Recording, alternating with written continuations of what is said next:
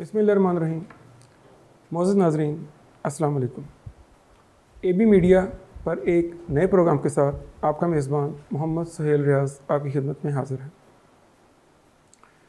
ناظرین، اللہ تعالیٰ نے کچھ لوگوں کو ایسی صلاحیتوں سے نوازا ہوتا ہے کہ وہ زندگی کے کسی بھی میدان میں قدم رکھیں تو اپنا اثر چھوڑ جاتے ہیں۔ ناظرین، ہمارے ساتھ آج ایک ایسی شخصیت موجود ہیں، پیشے کے اعتبار سے ڈاکٹر ہیں، ماہر امراض چشم ہیں اور اس فیلڈ میں 45 سال کا وسیع تجربہ رکھتے ہیں۔ پاکستان آرمی میں خدمات انجام دے چکے ہیں اور 1971 کی جنگ لڑنے کا اعزاز حاصل ہے، غازی ہیں۔ آپ ان کے پاس بیٹھیں تو اپنی زندگی کے جو تجربات ان کو ہیں وہ آپ کو اس سے مفید مشورے آپ کی زندگی کے کسی بھی معاملے میں رہنمائی کرتے دکھائی دیں گے۔ اور اگر یہ کہا جائے کہ ہم جب بھی ان کے پاس بیٹھے ہمیں انہوں نے کوئی نہ کوئی ایسی بات ضرور بتائی ہے کہ جس سے لوگوں کا فائدہ ہو۔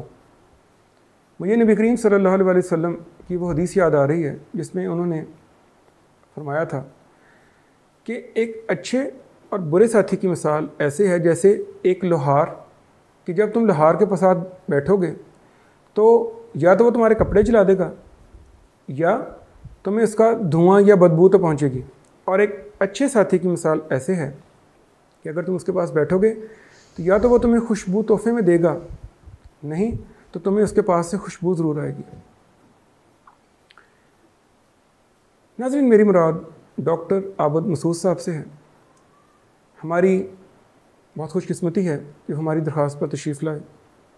آپ کی ایک اچھی عادت کہ زندگی میں ڈائری لکھنا، روزمرہ کے تجربات کو، اچھی باتوں کو، واقعات کو لکھ کے محفوظ کر لینا، اور پھر ایک ایسا وقت آیا جب انہوں نے یہ تجربات کسی سے، جو کہ ہم پروگرام کے آگے چل کے ان سے پوچھیں گے، شیئر کیے، تو وہ ڈاکٹر عابد مسعود کی ڈائری جو میرے یہ سائٹ پہ کتاب کی شکل میں موجود ہے، اس میں سب اکٹھے کر دیے۔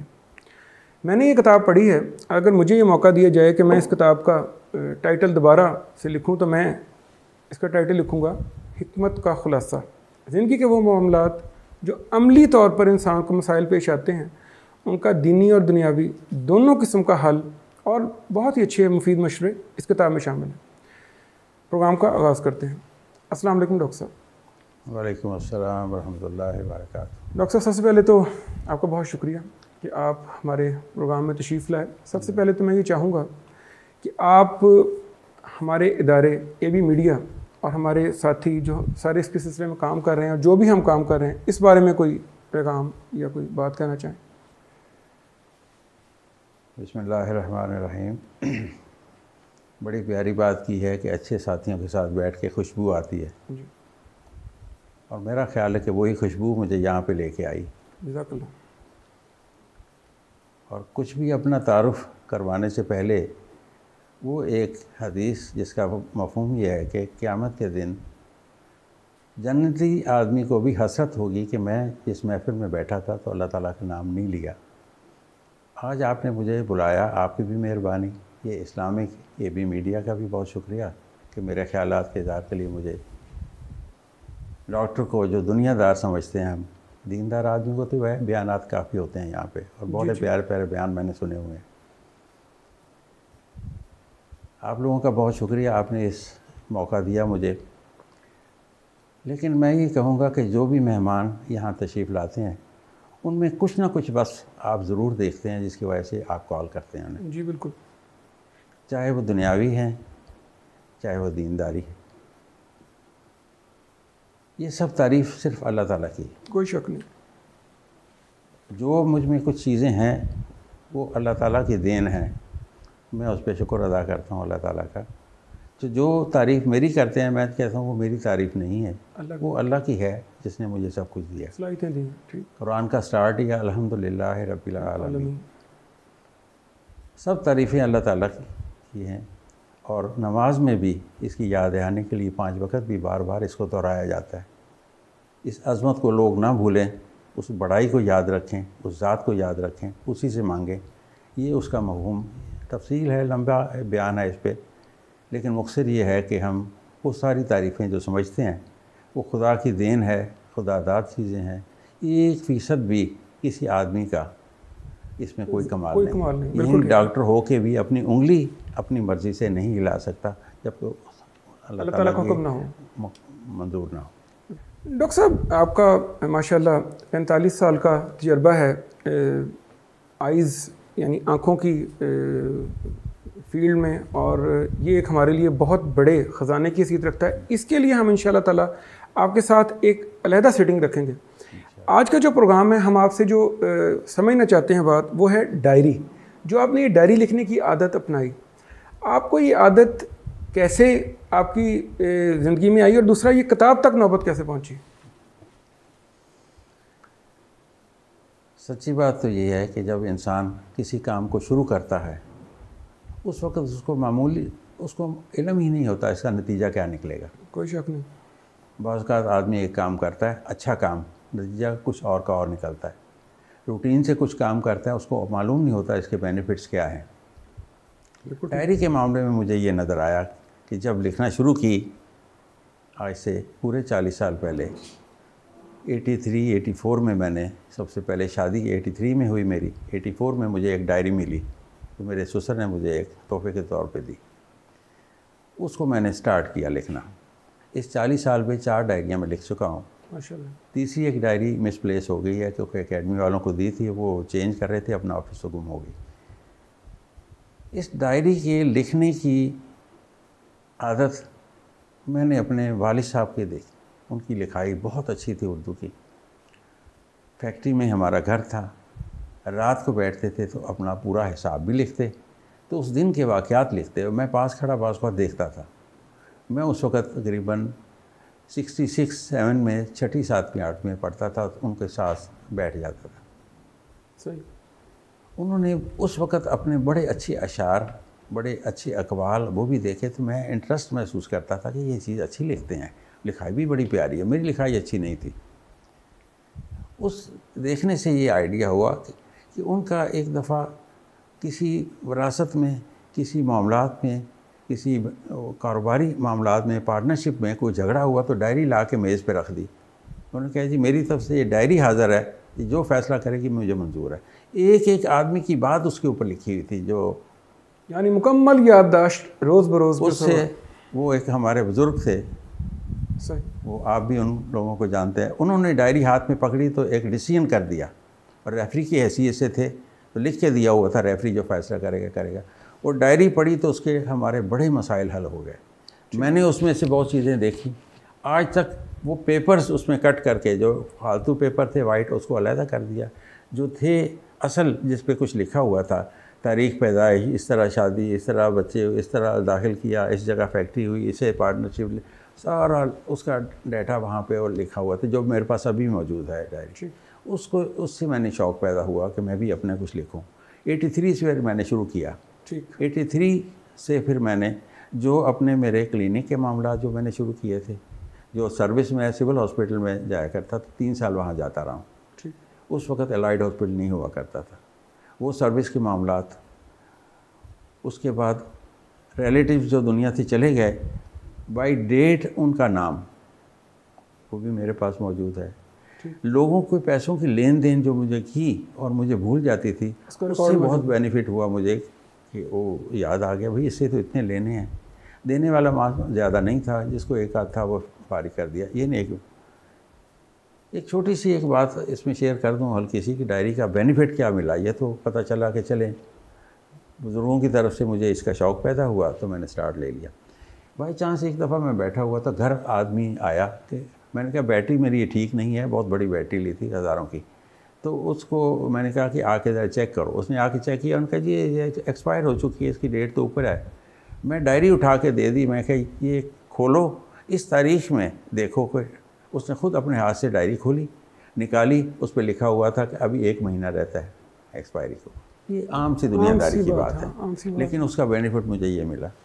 لیکن ڈائری میں آپ یقین کریں کہ لکھنے کے بعد مجھے اتنی چیزیں کہ میرے دل کی دعائیں جو میں نے کبھی کسی کے زبان سے سنی ہی نہیں، وہ دعائیں میرے دل کی جو میں حرم شریف میں بیٹھ کے وہاں پہ تقریباً 50 کے قریب دعائیں وہاں پہ بیٹھ کے میں نے حرم میں لکھی، وہ میں نے کچھ ڈائری کے اوپر نوٹ کی۔ جو پڑھتا ہے وہ کہتا ہے کہ ایک نئے انداز سے یہ دعا ہے، مجھے دعائیں یاد کرنی ہوں یا کچھ پرانی یادیں تازہ کرنی ہوں تو میں اسے پڑھتا ہوں۔ جو ریلیٹیو دنیا سے چلے گئے یاد ہی نہیں ان کے نام، خالائیں، پھوپھائیں، ماموں، چاچے، والد صاحب، سسٹر، اور کتنے ہی عزیز قریب رہنے والے ملنے جلنے والے، ان کے نام ہی بھول گئے۔ جب میں اٹھا کے دیکھتا ہوں تو فوراً دل میں آتا ہے کہ میں کتنا ظالم ہوں کہ مجھے پتہ ہے کہ میری ڈائری میں ان کے نام محفوظ ہوں اور میں ان کے لیے دعا نہیں کر رہا۔ میں بڑی کمی ہوں، پھر ان کے لیے میں سامنے رکھ کے تو ایک نام لے کے تو ایک دفعہ دعا کرتا ہوں۔ اس دعا میں آدھا گھنٹہ پونا گھنٹہ لگتا ہے کیونکہ 10-20 پیج ہیں اس کے جو نام ایک کا وہ لے کے، پھر مجھے خوشی ہوتی ہے کہ میں نے سب کو یاد کیا۔ پیسوں کے لین دین، پھر اس کے بعد فیملی جب آ گئی، بچے آ گئے، ان کا اسکولوں میں آنا جانا، ان کی تعلیم لینا، ملک سے باہر جانا، جتنا پیسہ انویسٹ کیا وہ ایک چیز لکھی ہوئی ہے۔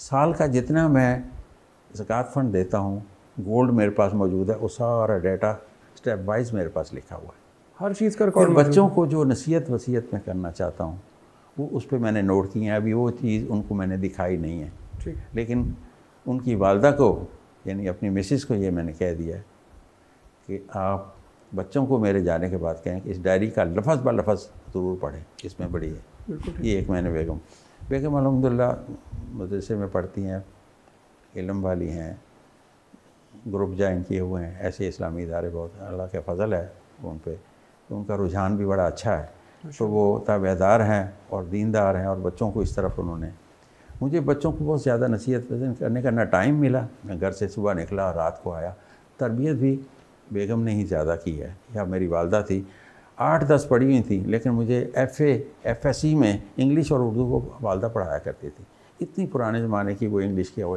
ایک معیار تھا۔ تو یہ چیزیں ڈائری میں مجھے وہ چیزیں پرانے لوگوں کی یادداشت، اپنا حساب، اپنے وصیت نامے، بچوں کی تربیت، بچوں کے لیے آئندہ پلاننگ کیا ہے لکھی ہوتی ہے، تھنگس ٹو ڈو اس پہ لکھے ہوئے ہیں پیج کہ اس سال میں نے کیا کرنا ہے کیا نہیں کرنا، اور تقریباً 30-40 پوائنٹ اس پہ لکھے ہوئے ہیں کہ یہ میں نے کام کرنا ہے۔ عام لوگوں کو یہ بتانا مشکل ہے کہ کیا کیا چیزیں ہیں، لیکن اس میں ایسے بھی ہیں کہ بالکل ناراض ہو کے دور چلا گیا رشتہ دار، اس کے گھر بھی جانا ہے۔ بالکل ٹھیک۔ اور اپنا عمرے کا پلان بھی ہے، اس دفعہ ایک بیٹے کے ساتھ گیا ہوں، دوسرا اگلے سال دوسرے کے گیا، اب میں کس کے ساتھ جانا ہے وہ پلاننگ، یعنی وہ پلاننگ مجھے موقع ملا اس ڈائری کے لکھنے کا۔ ٹھیک۔ اچھا، اب اس طرف کنورٹ ہوتے ہیں کہ اس ڈائری تک نوبت کیسے پہنچی۔ ٹھیک۔ وہ ہوا یہ کہ میرے پاس بھائی طارق سرور صاحب، طارق اکیڈمی والے، جن کا رسالہ علم و آگہی چھپتا ہے اور پچھلے 25-27 سال سے چھپ رہا ہے، اس کا پہلا رسالہ ہم نے مل کے بیٹھ کے لکھا تھا۔ اس میں میری لائف کا، میری کلینک کا ایکسپیرینس اور تھوڑا بہت اس وقت کا وہ بھی انہوں نے لکھا تھا۔ میں نے کہا یہ میں ہائی لائٹ نہ کریں، مجھے مشہوری نہیں چاہیے۔ کہتے ہیں نہیں، میں اس پہ پہلا پیج 8 پیج کا وہ علم و آگہی رسالہ چھپا تھا، ہم نے مل کے بیٹھ کے طارق صاحب سے لکھا۔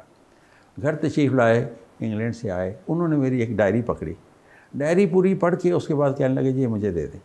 میں نے کہا نہیں، یہ میں نہیں دوں گا، میرے ہاتھ سے نکل گیا، بہت دکھ ہوگا مجھے۔ انہوں نے کہا جی پھر اس کی چیزیں آہستہ ہمیں کنورٹ کریں کچھ۔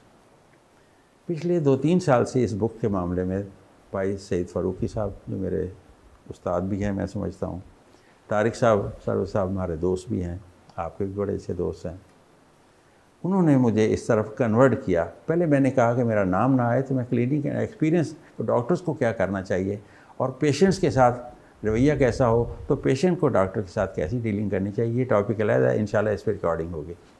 تو وہ اس بکس کے اوپر ساری لکھی ہوئی تھی، انہوں نے پڑھ لی، انہوں نے کہا جی نہیں یہ آپ کی وہ تو میں ایک چھاپتا ہوں، آپ کے مضامین جو پچھلے 20 سال سے آپ لکھتے ہیں وہ ہم نے علیحدہ کر لی ہیں، وہ اس ڈائری پہ آئیں گے، تو آپ کی سوانح عمری، لائف سٹائل، آپ کی روٹین، آپ کا آرمی میں جانا آنا، یہ سارا کچھ اس میں آ جائے گا، تو آپ ہمیں وہ ڈائری دیں۔ ڈائری کو دیکھتے ہوئے انہوں نے مجھے ادھر شفٹ کیا، تو میں قائل ہو گیا ان کا کافی سالوں کے بعد کہ چلیں اگر میری اس کافی جیسے آپ کی ایک کوشش سے لوگوں کو بینیفٹ انشاءاللہ ملے گا، تو وہ انہوں نے کہا جی اور لوگوں کو آپ کی ایک ترتیب کہ ایک مصروف ڈاکٹر ہے، وہ ایسے ایسے زندگی گزارتا ہے، ایسے ایسے کام کرتا ہے، تو ایسی ڈائری لکھتا ہے، تو اس لوگوں کو بینیفٹ ملے گا، تو آپ کی مہربانی۔ میں قائل ہو گیا، تو یہ ڈائری یہاں تک پہنچ گئی۔ بالکل ٹھیک۔ ڈاکٹر صاحب یہاں پہ ایک کویشچن ہمارے ناظرین کے لیے ہے، خاص طور پہ نوجوان نسل جو کہ آج کل جس کا ٹائم بہت زیادہ ادھر ادھر ضائع ہو رہا ہے، بالکل، اور میں یہ چاہوں گا کہ آپ ان کو بتائیں کہ وہ ڈائری کیوں لکھیں، یعنی ان کو کیا بینیفٹس ان کی زندگی میں، تعلیم میں اور عملی زندگی میں ان کو کیا اس سے فائدے ہو سکتے ہیں؟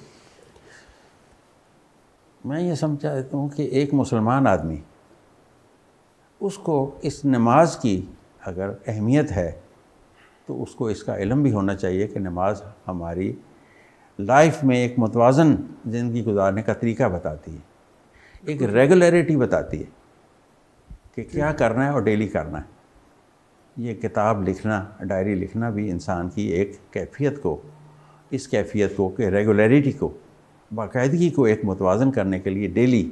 اور میں نے یہ اپنی ڈائری جو لکھتا ہوں قرآن کے نیچے رکھی ہوتی ہے، قرآن اٹھاتا ہوں نیچے ڈائری نظر آتی ہے، کوئی نیا کام ہوتا ہے فوراً لکھتا ہوں۔ تو اس سے، اور موبائل میں اتنے وقت ضائع کرنے، لمبے ڈرامے دیکھنے، ڈراموں میں اور ٹک ٹاک اور اس میں وقت ضائع کرنے کے بجائے اپنی لائف کو لکھتے جائیں، اور اس کا بینیفٹ اسے زندگی میں تو ملے گا، آنے والی نسل اس کی چیز دیکھے گی، اس کی اچھی چیز پڑھے گی، تو اس کو قبر میں بھی صدقہ جاریہ کے طور پہ اس سے کچھ ملے گا۔ کوئی شک تو ویسٹیج ٹائم کی بجائے ریگولیرٹی پہ ہمیں اس لکھنے پہ آنا چاہیے۔ بالکل ٹھیک۔ پھر ہاتھ چلتا رہتا ہے، دماغ چلتا رہتا ہے، نگاہ چلتی رہتی ہے، وقت اس پہ لگا رہتا ہے، تو فضولیات سے وقت بچ جاتا ہے۔ اچھا، اپنا تجزیہ بھی انسان لکھنے کے دوران کرتا ہے کہ میں نے یہ غلط کیا ہے، یہ میں نے ٹھیک کیا ہے؟ بالکل، اس میں کوئی شک نہیں، یہ اس کے بارے میں بتائیں۔ اس میں کوئی شک نہیں۔ آدمی جس وقت لکھتا ہے تو اس میں بعض اوقات ایسی بات بھی لکھتا ہے کہ فلاں آدمی نے مجھے ڈسٹرب کیا تھا، تو میں نے مقابلتاً یہ بات کہی، حالانکہ معاف کر دے میں بہتری تھی۔ ایسی لکھنے کے بعد پیش آتی ہے، انسان کی کیفیت بنتی ہے کہ نہیں بھئی یہ باتیں لکھنے کی کوئی ضرورت نہیں، اس سے کسی کو کیا ملے گا۔ بالکل صحیح۔ بات ہم ڈائری پہ وہ لکھیں کہ آپ کے جانے کے بعد بچوں کو کچھ ملے، آپ کی باقاعدگی اس روٹین کو بچے اڈاپٹ کریں، اس سے بینیفٹ لیں، اور آگے اس چیز کو پھیلائیں کہ اس میں اپنا ٹائم ضرور دیں، کم از کم اتنا ٹائم جو 15 منٹ 20 منٹ آپ ڈائری کو دیں گے، کسی اور چیز کو تو نہیں دیں گے۔ بالکل ٹھیک ہے، بالکل ٹھیک۔ اچھا ڈاکٹر صاحب، میں نے کتاب پڑھی، اس میں مجھے یہ پڑھ کے بہت حیرت ہوئی کہ آپ پاکستان آرمی میں بھی رہے، اور آپ نے 1971 یعنی 1971 کی جنگ بھی لڑی۔ تھوڑا سا اس آرمی کا جو آپ کا پیریڈ بیچ میں آیا ہے، یہ آرمی میں آپ کا اپنا شوق تھا یا وقت کی ضرورت تھی یا کوئی حالات تھے؟ اس کے یہ آرمی میں آپ کیسے گئے؟ میں کالج میں الحمدللہ میں ٹاپ کی پوزیشن پہ تھا اپنے کالج، گورنمنٹ کالج سمن آباد ٹاپ پہ تھا۔ وہاں پہ آرمی کی 71 بار سے پہلے ایک سلیکشن کے لیے، as a second lieutenant selection کے لیے انہوں نے ریکویسٹ کی کہ جو فٹ آدمی ہے، پلیئرز آدمی ہیں، انٹیلیجنٹ ہے، جو آفیشیل کام جانتے ہیں، کیونکہ ہم انہیں وائرلیس کمیونیکیشن اور یہ فیلڈ کے جو، یعنی اس وقت وہ موبائل تو نہیں ہوا کرتے تھے، نہیں تھا، ریڈیو ٹیکنیشین اور وائرلیس کمیونیکیشن کے لیے ہم وہ انٹیلیجنٹ سے انٹیلیجنٹ لڑکے جو ٹاپ کرنے والے ہیں ان کو سلیکٹ کرنا چاہتے ہیں، اور ان کے پیرنٹس سے بھی ریکویسٹ کرتے ہیں۔ میں پہلے نہ مانا، لیکن پیرنٹس کے تک وہ خبر پہنچی، انہوں نے کہا جی کہ اس ملک کی حفاظت کرنے والے وہ لوگ جو آرمی والے ہیں، بالکل ٹھیک، تو آپ حفاظت کرنے والوں میں شامل کیوں نہیں ہوتے؟ میری والدہ نے کہا۔ اور پھر ایک بات اور کہی، انہوں نے ایسے انگلی رکھی اپنی کراس کر کے، والدہ نے رکھی، انہوں نے کہا جی دونوں میں سے ایک انگلی کو پکڑ لو۔ میں نے وہ پکڑی، انہوں نے کہا جاؤ آرمی میں چلے جاؤ۔ بس میں نے آرڈر کے طور پہ بھی پہلے اپنے آپ کو کنونس کیا کہ بات تو ٹھیک ہے کہ اس آرمی نے حفاظت کی ہے ہماری، ابھی اس کو ضرورت پیش آ رہی ہے، وہ اعلان کر رہے ہیں کہ تشریف لائیں۔ پھر انہوں نے تقریباً پنجاب کے 170 کے قریب لوگوں کو سلیکٹ کیا. ان کا فزیکل اور ایگزامینیشن پیپرز کا لیا تو میرا پاکستان میں 4تھا نمبر تھا. پہلے 3 لڑکے BA پاس تھے, میں FA پاس تھا. تو میں نے جو پیپر دیا اردو میں بھی دیا, کچھ انگلش میں بھی دیا. ان کے انگلش میں پیپر تھے, لہٰذا ان کی پرائرٹی تھی زیادہ, میڈیم ان کا بہتر تھا. جی جی. تو ادھر مجھے سلیکٹ ہو گیا. تو یہ ریزن بنی کہ پیرنٹس کا فورس, مجھے انہیں کنونس کرنا, ملک کی ضرورت کو دیکھتے ہوئے دل میں آیا کہ یہ اب پیچھے ہٹنا بہتر نہیں ہے. ٹھیک. آئیڈیا یہی تھا کہ ڈاکٹر بنوں گا, لیکن اس کو مس کر دیا, میں نے چھوڑ دیا اس کو. ٹھیک. پھر اللہ تعالیٰ نے مجھے اس طرف لانا تھا تو ایک سبب پیدا کیا کہ میں آرمی میں پہاڑوں سے گر گیا, میرا فریکچر ہوا. میں نے عارضی طور پہ لکھ کے دے دیا کہ میں اس معاملے میں ریس کرنا, جو 30 کلومیٹر ڈیلی کی ریس ہوتی تھی ہماری, اس معاملے میں انفٹ ہوں, لہٰذا یہ آفیشیل کام میں کروں گا. پھر سگنلز ہوتی ہے جو ایڈوانس ہو کے تو آگے دیکھتی ہے, مخبری کرتی ہے کہ دشمن کے کس حالت میں ہے. اس میں تھا میں. سگنلز کمپنی ایک ہے, پہلے 31 FF میں تھا جو انفینٹری فیلڈ آگے فائٹ کرتی ہے. اس سے پھر مجھے ریٹرن کر کے آفیشیل کام میں, یعنی اس سگنلز میں لا کے کھڑا کر دیا. تو اس میں الحمدللہ میں کچھ وقت گزارا. پھر ساتھ ہی فائٹنگ شروع ہو گئی. 71 وار ادھر ہی تھا, مارچ اپریل کا یعنی دور تھا.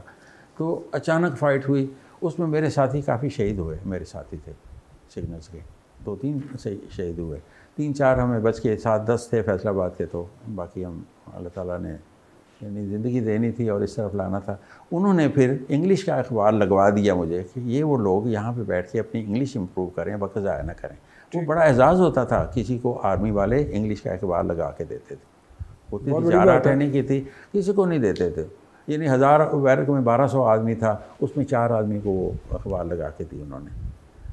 اس میں الحمدللہ پھر اس لائن پہ. اس کے بعد مجھے انہوں نے یہ کہا کہ آرمی سے اگر آپ وقتی طور پہ انفٹنس سرٹیفکیٹ لے کے سائٹ پہ جا کے اگر MBBS کرنا چاہتے ہیں تو ہم آپ کو اجازت دیتے ہیں. اور سیکنڈلی آپ کے لیے یہ آپشن ہوگا کہ زندگی میں ابھی آپ کو کال کریں اپنی خدمت کے لیے تو آپ ریڈی ہوں گے. میں نے سائن کیے, آ کے کالج جوائن کر لیا.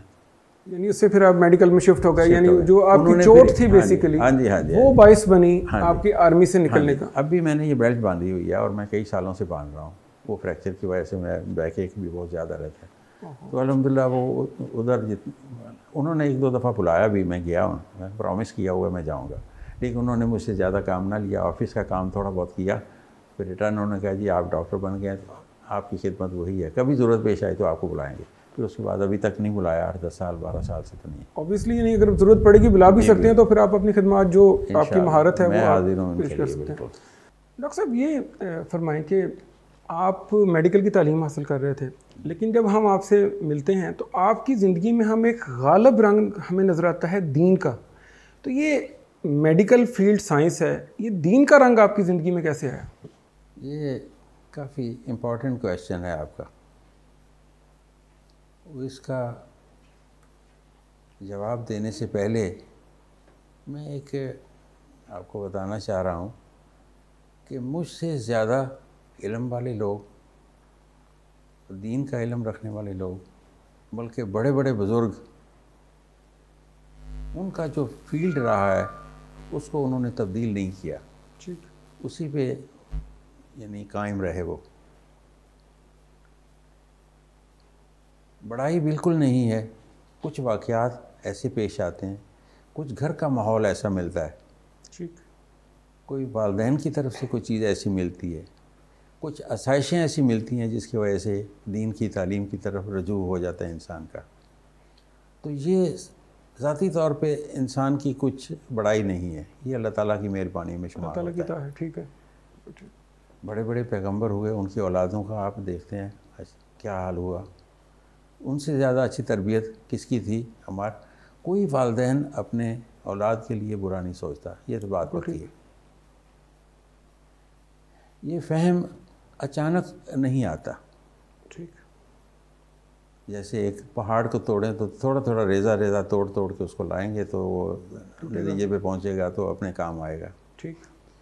ایسے ہی کچھ معاملات، کچھ حالات، کچھ واقعات ایسے پیش آتے ہیں، جیسے گھر کا اچھا ماحول ملنا، گھرانہ اچھا ہونا، نمازی گھر کے ہوں، قرآن کو پڑھتے ہوں، تو ایک ذہن بنا ہوتا ہے، مائنڈ بنا ہوتا ہے، تو بچے جو کچھ دیکھتے ہیں پہلے ادھر کنورٹ ہوتے ہیں. وہ چیز دل میں تھی موجود، لیکن 6-7 سال گھر سے باہر رہا تو کسی حد تک وہ چیز کمزور پڑ گئی. اپنی اسی میڈیکل کی طرف تعلیم بہت ٹائٹ تھی، توجہ ادھر چلی گئی. حالانکہ چھوٹے ہوتے، یعنی 1966 کی بات ہے، میں 6-7ویں میں تھا، چنیوٹ گئے، میری نانی اماں نے کہا کہ نماز پڑھا کرو بیٹے، یہ نہ مس کرو، دنیا کے سارے کام کرتے جاؤ جو کرنا چاہو. میں نے کہا جی انشاءاللہ. اور مجھے آج تک وہ 7ویں کی جماعت کے بعد آج تک یاد نہیں ہے کہ جان بوجھ کے میں نے ایک نماز بھی چھوڑی. یہ اللہ تعالیٰ کا فضل ہے. بزرگوں کا کہنا تھا، کیونکہ ماموں اٹھ کے نماز پڑھنے جاتے تھے 5 وقت، میں بھی دیکھتا رہتا ساتھ. ایک ماحول بنا. یہ ماحول ملنا بھی انسان کی مائنڈ کی ایک چینجنگ کا سبب بنتا ہی ہے. ڈاکٹری میں جب آیا میں تو 1975 میں قائد اعظم میڈیکل کالج بہول پر چلا گیا. وہاں پہ ایک شخصیت مجھے مل گئی، یہ میرے لیے ایک زندگی میں ٹرننگ پوائنٹ تھا، جو آپ جس طرف لا رہے ہیں مجھے پوچھنا چاہ رہے ہیں. ٹھیک یعنی سونے پہ سہاگا ہو گیا. ڈاکٹر شفیق الرحمان، جنہوں نے نماز نبوی لکھی، میرے کلاس فیلو تھے. ماشاءاللہ. پورے ہاسٹل میں 150-200 لڑکا پڑھتا تھا. میرے پاس ایک موٹر سائیکل تھا 125. اس کے علاوہ پوری کسی کے پاس کوئی سائیکل ہوگی، کسی کے پاس تو موٹر سائیکل نہیں تھا. تو ڈاکٹر شفیق الرحمان جو اس لائن پہ تھے، وہ پروفیسر عبداللہ صاحب باہلپوری، جہاں پہ مدرسہ تھا ان کا، جہاں جہاد کی ٹریننگ سٹارٹ ہوئی تھی، بہت اچھے عالم بھی، ڈبل MA، سادہ آدمی، پروفیسر. انہوں نے یہ ریکویسٹ کی کہ عابد میرے ساتھ آپ ایک دفعہ آؤ. اس کو ڈاکٹر نہیں تھے ہم. عابد ایک میں منت کرتا ہوں میرے ساتھ آؤ. میں 1 دفعہ 2 دفعہ کا میں نہیں گیا. ایک دفعہ میں سیکنڈ ایئر میں، فرسٹ ایئر میں وہ کوشش کرتا رہا، میں سیکنڈ ایئر میں گیا ہوں، 76 میں گیا ہوں. بس ایک دفعہ جمعہ پڑھا، 2 پڑھا، اس کے بعد دل نہیں چاہا کسی اور جگہ پہ میں جاؤں. ٹھیک. ان کی باتوں میں بڑا زور، وحدانیت، توحید کی بات بھری ہوئی تھی. بس اللہ سے مانگو گا چلے، یہ ذہن بن گیا. ان کی سادگی یہ تھی کہ ڈبل MA کے باوجود، پروفیسر ہونے کے باوجود، سادہ سا کرتا اور دھوتی پہنی ہوئی، چادر باندھی ہوئی، اور پسینے سردیوں کو بھی آ رہے ہیں، گرمیوں کو بھی جو بیان دے رہے ہیں. ان کی شخصیت کو دیکھ کے، ان کی سادگی کو دیکھ کے، ان کا بیان سن کے، تو ان کے ساتھ بیٹھنا اٹھنا شروع ہو گیا. ہر جمعے کے بعد لوگ آس پاس ایسے بیٹھتے تھے، آپ یقین کریں کہ ایسا ماحول میں نے زندگی میں آج تک نہیں دیکھا. ایسے لگتا تھا کہ جیسے صحابہ کرام ایسے بیٹھتے ہوں گے نبی علیہ السلام کے آس پاس، خاموش، توجہ سن رہے ہیں، دو زانو ہو کے بیٹھ کے، اور بات تو ایک نے کویسچن کرنا، سب نے سننا. انہوں نے ایسا ماحول بنا دیا. اس کے بعد یہی ڈاکٹر شفیق الرحمان جب ہاسٹل آئے، کہنے لگے جی آپ کا دل اب کیا چاہتا ہے؟ میں کہ میں ادھر انشاءاللہ، میرا اللہ تعالیٰ نے مجھے فضل کر دیا، مجھے سمجھ آنا شروع ہوئی ہے، میں ادھر ہی جاؤں گا. تو انہوں نے کہا جی ایسا کرتے ہیں کہ یہاں مغرب نماز کے بعد ترجمہ قرآن شروع کرتے ہیں، نماز بھی پڑھائیں گے، چل رہی ہے، آپ اذان دیا کریں گے، سپارے لے کے آ جائیں گے، مل کے بیٹھ کے ترجمہ پڑھنا وہ ہم نے شروع کیا. اذان میں نہیں دی تھی کبھی. کہتا ہے جی اذان دے، میں نے کہا کبھی نہیں دی. کہتے ایک دفعہ دیں گے، اس کے بعد یہ فکر نہیں کہہ سکیں گے کہ میں نے کبھی نہیں دی آپ کے. میں نے دی، اس کے بعد میں ہی اذان دیتا رہا 3-4 سال. یہ ایک میرے چینجنگ اس وقت میڈیکل کالج سے جو چینج آئی تھی، وہ یہ تھی جو ٹرننگ پوائنٹ تھا ادھر سے. بالکل ٹھیک، بالکل ٹھیک. فائنل ایئر میں تھا 1979. میں گھر آیا رمضان المبارک میں. داڑھی میری نہیں ہوتی تھی، میں شیو کرتا تھا. تو تھوڑی سی داڑھی بڑھی تو میں شیونگ سامان لے کے تو جو اپنے واش روم میں جانے لگا تو والدہ میری باہر بیٹھی تھی. انہوں نے کہا عابد تمہیں داڑھی بہت اچھی لگے گی. میں نے اس وقت کے بعد تہیہ کر لیا کہ انشاءاللہ العزیز آج کے بعد میں شیو نہیں کروں گا. والدہ کے ایک دفعہ فکرہ بولا ہوا مجھے اس میں ابھی اٹھ کے آ رہا تھا تو ایک چیز ذہن میں آ رہی تھی.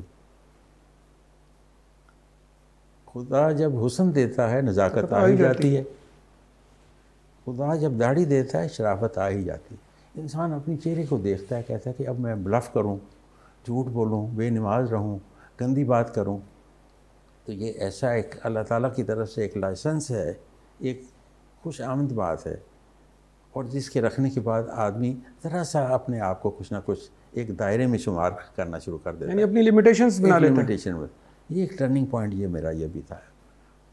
عبداللہ صاحب سے ملاقات، ادھر ترجمہ قرآن پڑھنا، فارغ ہو کے گھر آنا، تو یہ گھر آیا تو والدہ لوگوں کو قرآن پڑھاتی تھی، درس قرآن۔ ہماری جتنی بیگمات تھیں بھائیوں کی، چاروں کی، انہوں نے پڑھا، انہیں میری والدہ ساس بھی تھی اور ٹیچر بھی تھی، انہوں نے یہ پڑھایا، انہوں نے، اس سے ایک ماحول بنا۔ سوچ بدلتے بدلتے یہ پوزیشن آ گئی کہ اللہ تعالیٰ کی مہربانی سے ایک ساتھی اور مجھے ملے جو آپ کے بڑے جاننے والے ہیں، بھائی طارق سرور صاحب۔ آج سے کئی سال پہلے انہوں نے کہا جی مل کے بیٹھتے ہیں، میں تلاش کر رہا ہوں کہ مجھے کوئی پڑھا لکھا آدمی ملے، مل کے بیٹھ کے کچھ لکھیں۔ ایسے رسالے کا آغاز کیا، علم آگے وہ سب جانتے ہیں لوگ۔ اس کے بعد میں اکیڈمی جانے آنے لگ گیا، وہاں پہ میری ملاقات پھر حافظ سعید فاروقی صاحب سے ہوئی۔ انہوں نے مختلف پارٹیز پہ مجھے بلانا شروع کر دیا۔ بلاتے بلاتے یہ کنڈیشن پیدا ہو گئی کہ تھوڑی سی اسے بات کریں جی اس ٹاپک پہ، یہ لوگ اس لیے آئے ہوئے ہیں۔ کرتے کرتے کرتے میری ایک جھجک ختم ہوئی، تو میں اس کچھ نہ کچھ اپنے حالات، اپنے خیالات کو اظہار کرنے کا ایک طریقہ کار مجھے آ گیا۔ جھجک میری کسی حد تک اللہ تعالیٰ نے فضل کر دی۔ میں سمجھوں گا بھائی سعید فاروقی صاحب میرے استاد بھی ہیں، میرے دوست بھی ہیں، میرے بھائی بھی ہیں، میرے بیٹوں کی جگہ ہے، اتنی ایج ہے ان کی، میرے بیٹے ان کے ہم عمر ہیں۔ جی بالکل ایسے وہ ایک ٹرننگ پوائنٹ تھا اسپیکنگ پوائنٹ آف ویو سے، ٹیبل ٹاک کی حوالے سے، جس وجہ سے آپ کے ساتھ میری ملاقات بھی ہو رہی ہے۔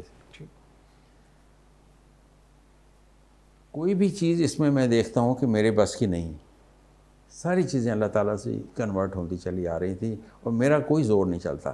اس کے بعد انہوں نے مجھے قرآن کا، انہوں نے مجھے تفسیر بتائی، انہوں نے مجھے رحیق المختوم دی، لولو مرجان وہ پڑھی، حدیث کی کتابیں پڑھی۔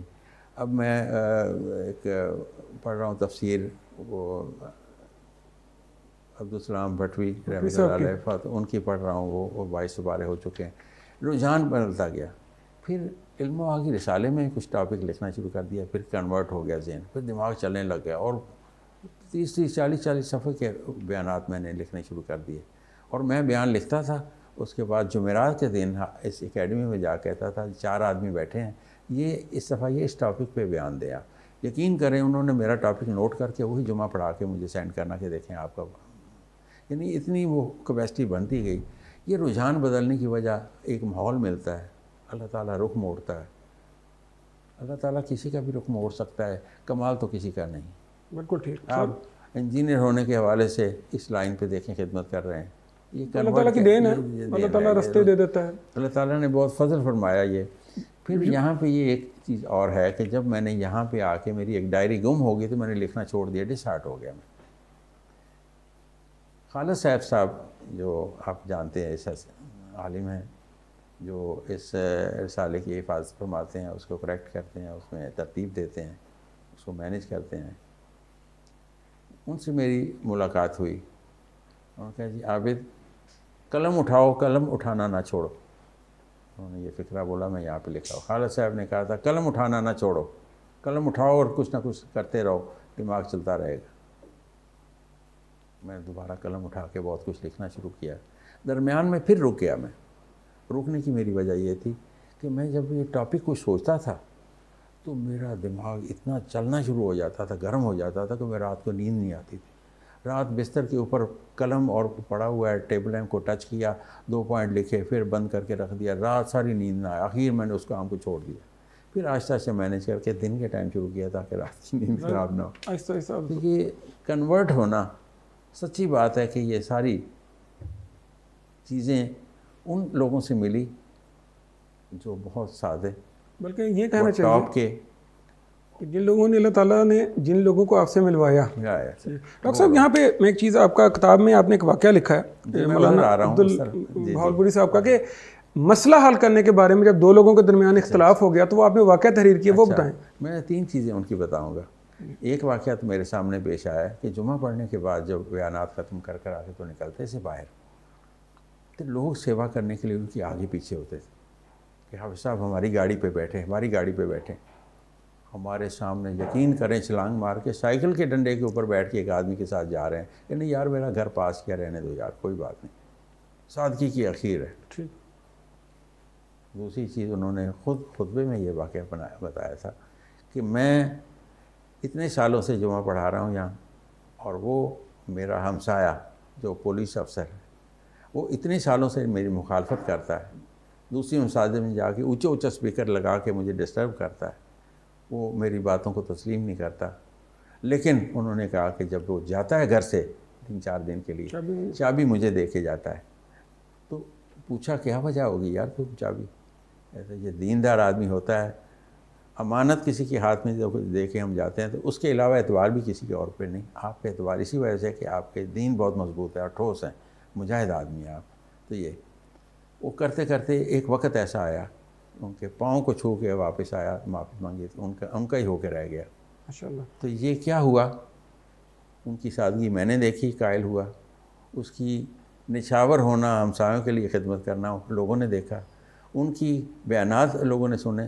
ان کو دیکھ کے کنورٹ ہونا بہت مشکل ہوتا ہے مسلمان کو، لیکن لوگوں نے ان کو دیکھ کے اپنے آپ کو بدلا. اور میں نے خود وہاں پہ دیکھا مدرسے میں، باتیں نہیں ہیں، حقیقت ہے کہ انہی کے مدرسے میں 7 سال رہا ہوں. ایم اے عربی اسلامیات گولڈ میڈلسٹ انہی مدرسے کا ہوا کرتا تھا. ان لوگوں کو کچھ لوگوں کو مجھے نام بھی یاد ہے، میاں خامن ہوتا تھا، اور حافظ ڈاکٹر ظفر اقبال جو بہت بڑے جیسے طیبہ کے تھے وہ بیان دینے والے، وہ لوگ یعنی ان کی ورکنگ ایسی تھی. اور میں خود دیکھتا تھا کہ رومز میں دیواروں کے ساتھ ٹکرے اور مضبوط اور مجاہد تیار ہو رہے ہیں. کچھ کر کے دکھایا انہوں نے تو لوگوں کو تبدیلی بھی آئی. ایک دفعہ میں وہاں پہ بیٹھا تھا ان کے پاس، تو 2 آدمی آئے جمعہ کے ختم ہونے کے بعد جیسے بیٹھا کرتے تھے. کہتا ہے جی یہ دیکھیں یہ کیا کرتا ہے، یہ کہتا ہے، میں یہ کہتا ہوں، یہ کہتا ہے. آپس میں کسی اسلامک پوائنٹ سے 2-4 چیزوں سے ان کا جھگڑا چل رہا تھا بڑی دیر سے، اور بڑی اخیر تک نوبت پہنچ گئی، کوئی لڑائی جھگڑے تک ان کی نوبت پہنچی. آپ کے سامنے پیش کیا گیا کہ جی خاموش ہو کے میری بات سنو. انہوں نے اس سے ایک سوال کیا کہ آپ یہ بحث مباحثہ کر کے جیتنا چاہتے ہیں یا علم حاصل کرنا چاہتے ہیں یا بحث برائے بحث کو لٹکا کے تو ہمیشہ چلانا چاہتے ہیں؟ تینوں میں سے کیا چاہتے ہیں؟ کہتے جی میں دین کو سمجھنا چاہتا ہوں، میری کوئی اسے اور جھگڑا نہیں. دوسرے سے پوچھا، وہ بھی خیر دل میں کیا تھا لیکن انہوں نے یہ کہا کہ جی ہم سمجھنا چاہتے ہیں. انہوں نے کہا جی دونوں جائیں فلاں کتاب اٹھائیں، رات کو اٹھیں، تہجد کے ٹائم ایک دوسرے کے لیے دعا کریں. یہ تو ایک کہیں کہ یا اللہ اگر میں ٹھیک ہوں تو مجھے ٹھیک فرما دے، اس کی غلطی ہے تو اس کو ٹھیک کر دے، میں غلط ہوں تو میری دوستی فرما دے، تو ہمارا اتفاق بھی ہو، دین کی سمجھ بھی آ جائے، ہمارا جھگڑا بھی ختم ہو جائے، اور ایک دوسرے کے لیے ہاتھ اٹھا کے دعا کریں. ساتھ انہوں نے یہ پوچھا کہ اگر یہ غلط چل رہا ہے تو اس کیا ہوگا؟ کہتا یہ دوزخ میں جائے گا. کہتا جلے گا وہاں پہ. آپ کا سگا بیٹا جلتا ہوا آپ کو پتہ چل جائے دوزخ میں پھینک لیں گے تو آپ کتنا زور لگائیں گے، سمجھائیں گے، دعا کریں گے، سب کچھ. اس بھائی کے لیے جو دوزخ میں جاتا ہوا آپ کو نظر آتا ہے اس کے لیے دعا کیوں نہیں کرتے؟ دونوں آدمی اگلی دفعہ جو میں آئے وہیں تھے ہم، اتنے سدھر گئے آ کے انہوں نے ہاتھ جوڑے، انہوں نے کہا جی ہمارا مسئلہ حل ہو گیا. تو جھگڑا اور فساد اور بحث پہ تو ٹائم بہت جتنا مرضی لگا دیں، صاف دل ہو کے اس کو اگر آپ حل کریں تو پھر مسئلہ فوراً حل ہو جاتا ہے. ڈاکٹر صاحب میں یہاں سے ایک بڑا آپ سے ایک ماشاءاللہ آپ کی جو تجربات ہیں زندگی کے بڑے سالڈ فیکٹس کے اوپر ہیں. اپنی اولاد کے بارے میں، شادی کے بارے میں اور اولاد کی تربیت اس بارے میں بتائیں. اور میں سمجھتا ہوں یہ سوال جو ہے یہ ناظرین کے لیے بہت آج کے دور میں بہت امپورٹنٹ ہے کہ اولاد کی تربیت کے بارے میں آپ نے کیا طریقہ اختیار کیا؟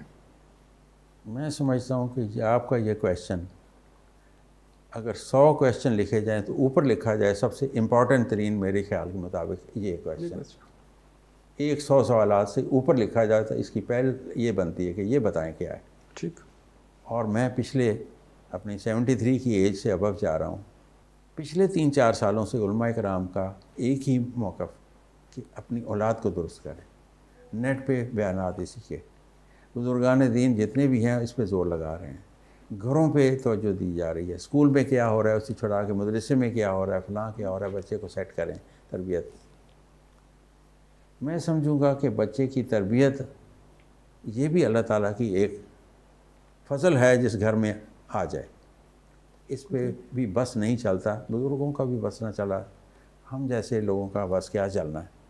لیکن ایسے کام جو ایک مسلمان کی حیثیت سے اور ایک اچھے شہری کی حیثیت سے، ایک اچھے باپ کی حیثیت سے، اچھے پیرنٹس کی حیثیت سے بچوں کے ساتھ جو ڈیلنگ کرنی چاہیے، اس میں کافی ایسے پوائنٹس ہیں جو میں چاہ رہا ہوں کہ میں 2-4 آپ کو ضرور بتاؤں جو میں نے کیے ہیں۔ اس سے بہتر بہت کچھ اور ہے جو لوگ کیا کرتے ہیں، جو میں نہیں کر سکا، لیکن میں جو کر سکا ہوں اس میں 2-4 چیزیں امپورٹنٹ ہیں۔ اس میں جب تک بچہ جوان نہیں ہے اور وہ بالغ ہونے سے پہلے آپ کے انڈر ہے، آپ کا آرڈر مانتا ہے، اس وقت اس کی ڈیولپمنٹ ہو رہی ہے کہ ذہن اچھی طرف جائے گا، بری طرف جائے گا۔ پہلے تو آپ یہ سارٹ آؤٹ کریں کہ کس کا حافظہ کتنا تیز ہے، اس کو ایک ٹرننگ پوائنٹ اس کا بنائیں، تو ایجوکیشن میں رکھ کے لانا ہے یا حفظ کی طرف لانا ہے، یہ اس کا ان دونوں کا حق بنتا ہے۔ یہ کچھ اولاد کا حق بنتا ہے، کچھ پیرنٹس کا حق بنتا ہے۔ اولاد کا حق یہ بنتا ہے کہ اس کا رخ ہم فوری طور پہ، جیسے نام ٹھیک رکھنا اور چیزیں، اس کا رخ ٹھیک کرنے کے لیے سب سے پہلی چیز ہے کہ اس کی ڈیولپمنٹ ایسی کریں کہ اس کا رخ اچھا ہو۔ جیسے میرے 2 بیٹوں نے نہیں کیا، ایک بیٹے کو حفظ کیا، وہ الحمدللہ وہ ٹائم ضائع نہیں کیا، وہ 3-4 سال کے بعد 9th کا پیپر دیا ڈاکٹر بن کے، تو وہ برابر ہی ان کے برابر ہی بن کے آ گیا ڈاکٹر۔ تو لوگ سمجھتے ہیں کہ حفظ کرنے سے ٹائم ضائع ہوتا ہے، تو یہ بات ٹاپک اور ہے، ادھر نہیں ہم جاتے۔ میں نے دوسرا سٹیپ یہ لیا کہ جب بچے 6ٹھی 7ویں 5ویں 6ٹھی 7ویں کی رینج میں تھے تینوں، تو 4 سال کا فرق تھا بچوں کے تینوں کا، بیٹوں کا، ٹی وی کو میں نے توڑ دیا، گھر سے نکال دیا۔ دوسری چیز، بیٹ جو کرکٹ والے ہیں، ایک ہی دفعہ ڈھیری کر کے مٹی کا تیل ڈال کے ساری چیزوں کو آگ لگا دی کہ زندگی میں آج کے بعد گھر میں کوئی کرکٹ نہ کھیلے، کیونکہ میرا اپنا ایکسپیرینس تھا کہ کرکٹ میں کیا پڑا ہوا ہے تو ٹی وی میں کیا پڑا ہوا ہے۔ تو یہ چھوٹا سا میں اس میں ہنٹس بتاتا ہوں۔ کیا ٹی وی آج کل لوگ ملتے ہیں، انہیں جی میں تلاوت کے لیے، میں خانہ کعبہ کے لیے سنتا ہوں، میں اصلاحی پروگرام دیکھتا ہوں۔ اس میں آپ یقین کریں کہ اصلاحی پروگرام کے درمیان کیا کچھ دکھا رہے ہیں تو آپ سب لوگوں کو معلوم ہے، جو بچوں کے حق میں بہتر نہیں ہے۔ میں نے یہ چیزیں دیکھتے دیکھتے اس کو کراس کر دیا، توڑ دیا۔ ہمیں جھوٹے ڈرامے، چال بازیاں سکھانے والے کہتے یہ ہیں کہ فلاں جی بچے ڈرامے دیکھیں گے تو خراب ہوں گے، ہم کارٹون دکھاتے ہیں۔ کارٹون کے درمیان میں کیسے کارٹون دکھا رہے ہیں؟ یہ ان لوگوں کے بنائے ہوئے ہیں جو مسلمانوں کے پیچھے پڑے ہوئے ہیں بچوں کو خراب کرنے کے لیے۔ کارٹون کی شیپ ہی ایسی ہے کہ آپ حیران ہوں گے دیکھ کے۔ خیر، اس کو ختم کیا۔ کرکٹ کو ختم کیا۔ کیوں؟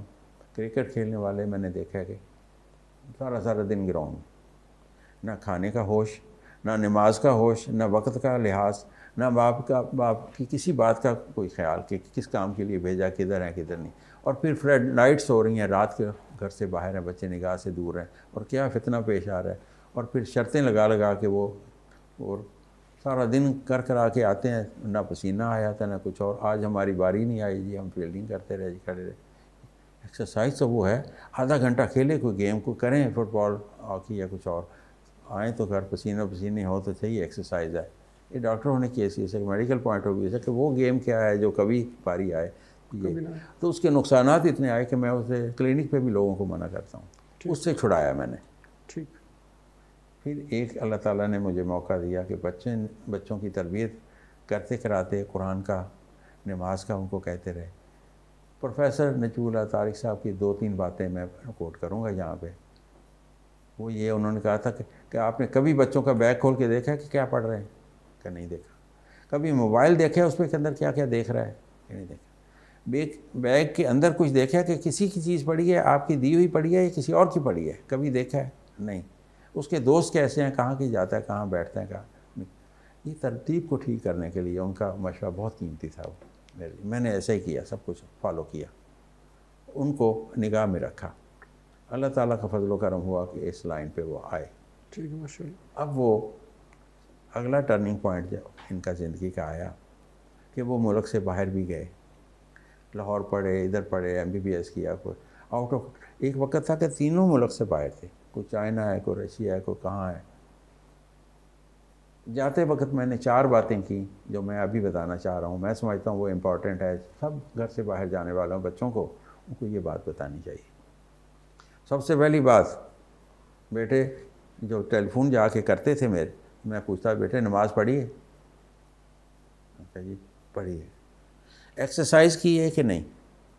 نہیں ایکسرسائز تو نہیں کرتی. ان کو پتہ ہے ٹیلی فون بند ہو جائے گا, فوراً کرتے دوبارہ معذرت جی میں انشاءاللہ آج ایکسرسائز نہیں چھوڑوں گا, کیونکہ مضبوط ہے تو مریض ہو کے رہے گا یا صحیح فٹ ہو کے آئے گا. نماز سب سے اول چیز, اس کے بعد یہ چیز.